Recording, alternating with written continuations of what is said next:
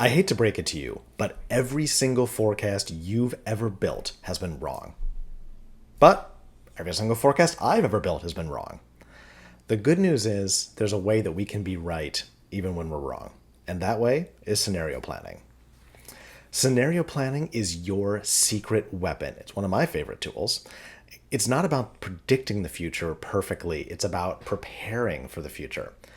Think of scenario planning like a choose your own adventure book for finance pros. By creating multiple scenarios, you can anticipate different outcomes and develop strategies to tackle whatever comes your way. The thing is, we have to make so many assumptions when we build a forecast, and any one of these assumptions can swing the result. So I'm going to show you a really easy way to build scenario tables in Excel using the forecasting models that you already have. Make sure to stick around to the end because I'm going to show you a secret to kick your scenario planning up a notch. While you're watching, scroll down to the description and click that link to join my newsletter. If you join my newsletter, I'll send you my free guide to 25 ways to use AI in finance and accounting today. And guess what? One of those ways is scenario planning. With that, let's get started. Before we open up Excel, I want to give you a few thoughts on the scenario planning process in general. There's 5 steps we need to take to do scenario planning, and each one of them is critical. First, identify key drivers and uncertainties. What this means is that you look for the things that in your forecasting models and assumptions that have the most likelihood of changing or the most likelihood of impacting your financials. Step 2, you need to develop scenarios for how those uncertainties can change. Step 3, you need to analyze each one of those scenarios. I'll typically build my scenarios into a best case, worst case, mid case, or I call it the base case situation. And that lets us think about a range of possibilities of what could happen. Step 4, you want to select the strategies that you would use to mitigate risk in each scenario. And step 5, and most importantly, monitoring and adjusting, coming back and seeing which scenario you're performing closer to. To illustrate this as we move into Excel, I'm going to use a case study. We're going to take a look at Mike's Pizza Parlor. It's a fairly successful restaurant, although profitability is a little tight. And unfortunately, the road that this restaurant sits on is going to be under construction. This will hurt sales significantly based on what's happened to other restaurants when their roads are under construction. They've been told that the project should last 4 months. But again, based on other projects, it could be as fast as 2 months if the construction company is really motivated, or it could be as long as 6 months if things don't go quite right. So we need to help Mike's Pizza Parlor understand what could happen in each scenario and if they need to take any action to mitigate risk. So that's enough talk. I'm going to fire up Excel and we're going to get started on our live case study walking through how to take a forecasting model and apply scenarios to it. Let's get started. So what you're looking at is a forecasting model that I've set up in Excel. This is a forecasting model that has 3 months of actuals, January, February, and March, and then the rest of the year is a forecast period, which is what we need to figure out. We do know that the construction is going to be starting in April regardless. So we're going to have our 3 scenarios, the base case, the best case, and the worst case. Now, in the base case, we would expect this to take 4 months. So we're going to mark April to July. In the best case, they'll be done at the end of May. And in the worst case, this is going to take all the way to September. Next, we need to understand what impact the road being closed will have. Mike's Pizza Parlor talked to some other restaurant owners whose roads were under construction, and they saw that they lost about 25% of their sales. That means the remaining sales will only be 75%.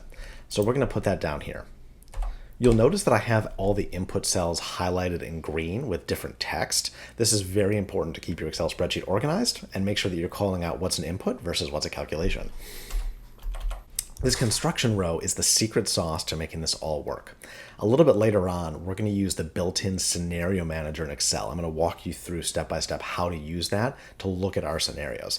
This row is what enables that because we're going to use this row to adjust all of the months, see how that impacts the full year, and this row is what the scenario manager will adjust. Again, that will make more sense later. But for now, we need to note that if it's a 0, the road is open. And if it's a 1, the road is closed. So for right now, we're just going to mark this as our base case.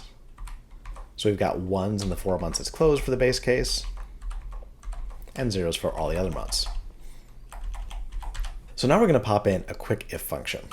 We're going to say if the construction equals 1, then use the impact. Otherwise, use 100% because there will be no impact on the sales.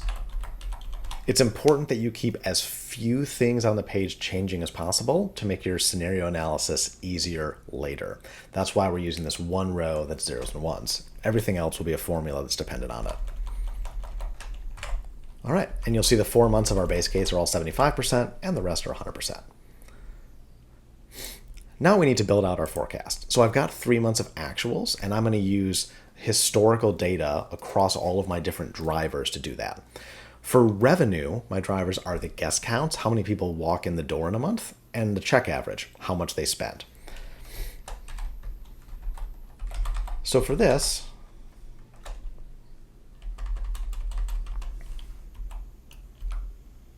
for guest counts, it's important to understand that there are different numbers of days in each month and make sure we're adjusting for that.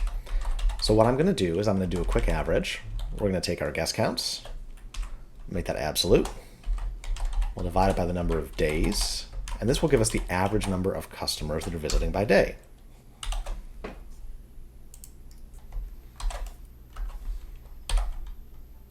So there's our average number of customers per day. We're going to multiply that by the number of days in the month, and then we're going to multiply that by our adjustment factor. So in this case, it's 75%. Clean up the formatting as we go. We'll drag that across, and there you go. You can see for the base case, construction ends here, guest counts return to normal in August. We'll do the same for check average. We'll use the average of our check from the 3 months that we have actuals. We'll lock that down. All right, and our revenue's done. For cost, I've used to use cost of sales percent, but I found that especially in an inflationary environment, the cost of sales percent can be skewed both on the revenue side and on the cost side. So I've switched to using something a little more straightforward, which is the average cost I'm spending per guest. In this case, it's $15.40. We're really focused on guest counts here, not so much on the cost side. So I'm just going to take this straight across.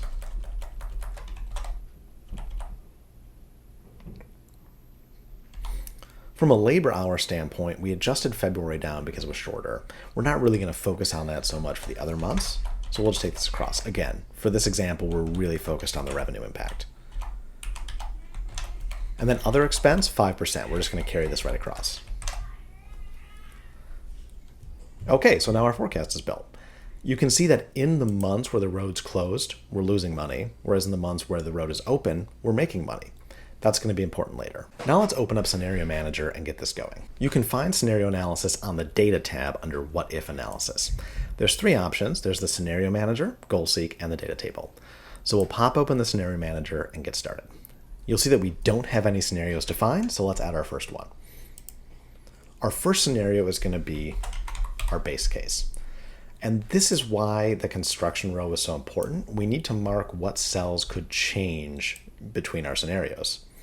So I'm going to highlight our construction row, and then I'm going to hit OK. Now, for the scenario, I'm going to tell Excel what I want each cell to be. In this case, it pulls in what's already there. So you'll see as we go F, G, H, and I, the ones are already in, and then J, it goes back to 0. We'll hit OK, and our base case is done. Now we want to add the best case. We're going to look at the same cells. We're going to call this the best scenario. And now we want to leave just F and G with a 1. And we want to turn H to a 0 and I to a 0. This means that when Excel runs that scenario, it's going to open the restaurant for the last 2 months. Okay, and now we're going to add our worst case. So for our worst case scenario, we need to add 2 months at the end because of the delays in the construction. So we'll turn J to a 1, and we'll turn K to a 1. Okay, and now we have our 3 scenarios. So with that, we're going to hit the summary button. You have the option to either open this in a summary table, or for more complicated scenarios, you can do a pivot table. We're just going to do a summary here. And then we're going to select the results cell. So what cell do we want to get the result from? Well, we're interested in getting the full year profitability. We know it's going to be tough during the road closure, but we just want to understand how our profitability is impacted across the full year. So we'll select O13, which is the final result of our forecasting model. So now Excel pops out this great scenario table. You'll see the values for each of the cases. So here's our base case, here's our best case, here's our worst case, and what the result of the model was. So you'll see in this case, for the base case, 8,162. Not great, but profitable. In the best case for 2 months, we make a little over 65,000 for the year. That's pretty good. And in the worst case, we lose $49,000. That's not good. And this is where you can take scenario planning a step further. And this is my favorite use for it. Go back, rerun your forecast, thinking about mitigation, and see how it impacts the scenarios. So before I said we don't really care about the revenue, but now we're going to add in this extra step to help mitigate the cost, and then we'll rerun the scenarios. So let's say we know things are going to be tight. So for the year, for all the forecast periods, we're going to reduce our other expense to 3%. We're going to find ways to cut costs and make it work. We're also going to scale back our labor hours slightly because we know it's going to be a challenging year regardless. In the best case scenario, we can always add some of these costs back, but in the worst case scenario, we know we'll have mitigated. So we're just going to be really efficient with our cost base. Now let's go back and rerun the scenarios and see what happens. Okay, I'm going to run the scenario summary. So here's a new scenario. So now in the base case, we're making 88,000. That's up significantly. In the best case, 148. And in the worst case, we are now profitable. So we've successfully used our scenario analysis to mitigate our costs and improve our overall business performance. That's pretty cool. Things like this are why I really love finance, because we have this unique ability to take financial models, to take numbers on a page, influence a business, and improve the situation for everybody. So, what did we learn today? Well, we learned that scenario planning isn't about predicting the future. It's about planning for the future so we can adjust our business strategies for different situations that may occur. And Excel is your best friend when it comes to scenario planning. You don't need complicated software. Of course, it helps, but you can just do all this in Excel with the financial models you already have using the great built-in tool, Scenario Manager. And most importantly, my favorite tip is to analyze scenarios, go back and adjust to mitigate the risks of the downside. And in the best case scenario, you just increase the upside and you can just add all the costs right back. And that's it for today's crash course on scenario planning basics. If you found this video helpful, smash that like button, subscribe, and hit the bell icon so you never miss out on our latest videos. And drop a comment below on how you've used scenario planning in your career or how you're thinking about using scenario planning going forward. Remember, finance innovators, we're all in this together. Stay sharp, stay prepared, and keep innovating. Until next time, I'm Mike, signing off from F9 Finance. Cheers.